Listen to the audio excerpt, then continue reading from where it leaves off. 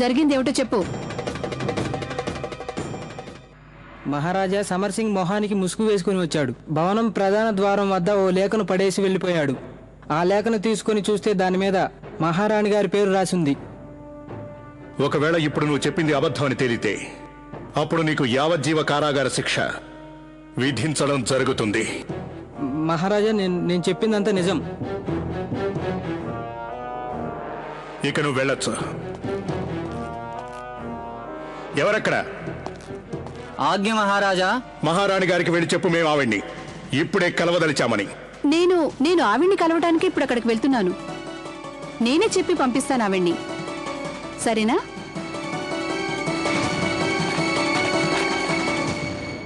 కానీ నాకు ఒక్కటి మాత్రం అర్థం కావడం లేదు. మహారాజు గారికి హఠాత్తుగా ధనం ఎందుకు అవసరమైంది? ధనం కోసం రైతుల్ని ఒకేసారిగా 3 ఏళ్ల శిస్తు ఎందుకు కట్టమన్నారోనని. సమరన్నయ్య, కోశాగారం పూర్తిగా ఖాళీగా ఉంది. ఖాళీయా?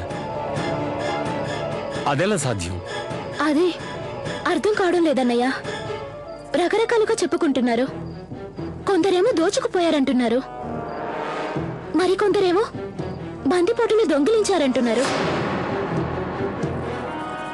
అసలేం జరిగిందో. లేదు చెల్లమ్మ, మహారాజు కంటే ముందు ఈ ఝాన్సీ కోట సక్కుబాయి ఆధీనంలో ఉండేది. అదే ఝాన్సీ అంటే మహారాణి గారు. ఇక్కడ ఎప్పుడు ఏం జరుగుతుందో ఎవ్వరూ ఏమీ చెప్పలేరు. మీరే చూశారుగా, కోశాగారంలో రాసులు రాసులు నగలు పడి ఉండేవి. ఉన్నట్టుండి మొత్తం ఖాళీ.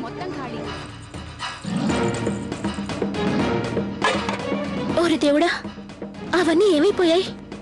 మహారాణి గారు, వీటి కోసమేనా వెతుకుతున్నారు?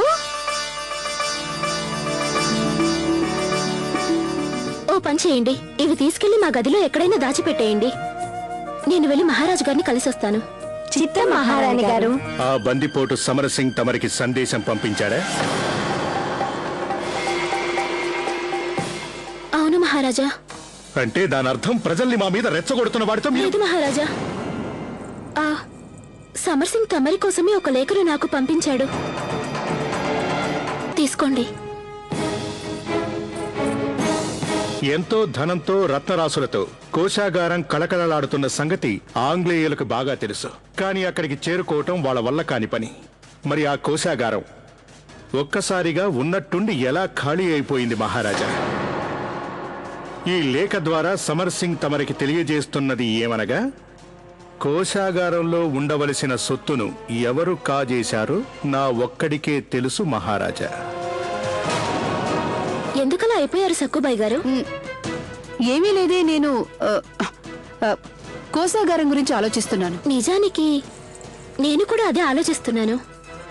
మనం దొంగ అంటాం కానీ తెలివైన వాడు కదా. ఆ కోశాగారాన్ని వెతకడం ఆంగ్లేయుల వల్ల కూడా కాలేదు. అలాంటిది ఆ సమర్ సింగ్ వెతికి పట్టుకుంటే ఆంగ్లేయులు కూడా ఆశ్చర్యపోతారు కదా. మనం గనక గంగాధరరావుకి ఝాన్సీ పాలించి అధికారాలు ఇచ్చి ఉండకపోతే అతనంత పెద్ద మొత్తం కట్టవలసిన అవసరం లేదు. తనకి అధికారం వచ్చాక ఎంత కట్టాలో అంతే కట్టాలి. ఈ లేఖను ఎవరు ఇలా రాయించారు?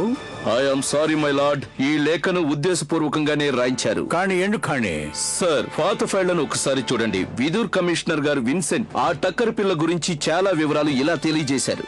ఆ పిల్ల బ్రిటిష్ వాళ్లను కొరడాలతో బ్లడీ ఇండియన్స్ సమక్షంలో చితకబాదింది. మన రెవెన్యూ రికార్డ్స్ కూడా తగలబెట్టింది. మనం ఖైదీలుగా పట్టుకున్న వాళ్లను విడిపించింది. మన బ్రిటిష్ పతాకాన్ని కాల్చివేసి నేరానికి పాల్పడింది.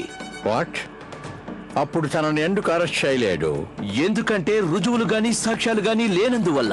అంటే తను చాలా ప్రమాదశ్వరాలు. ఎస్ సార్, ఆ నేరాలన్నీ చేసినప్పుడు తనకు ఎలాంటి అధికారాలు లేవు. కానీ ఇప్పుడేమో తను ఒక సామాన్యురాలైన పిల్ల కాదు, తనిప్పుడు ఝాన్సీకి మహారాణి. మనం అనుకున్న దానికి ఇది చాలా ప్రమాదకరమైన పరిణామం. దీన్ని మనం అంత తేలిగ్గా తీసుకొనకూడదు. కానీ ఇప్పుడు మనమేం చేయాలి గవర్నర్? మన కంపెనీకి ఆవిడ ప్రమాదంగా పరిణమించడానికి ముందే ఝాన్సీ రాణిని చంపేయాలి.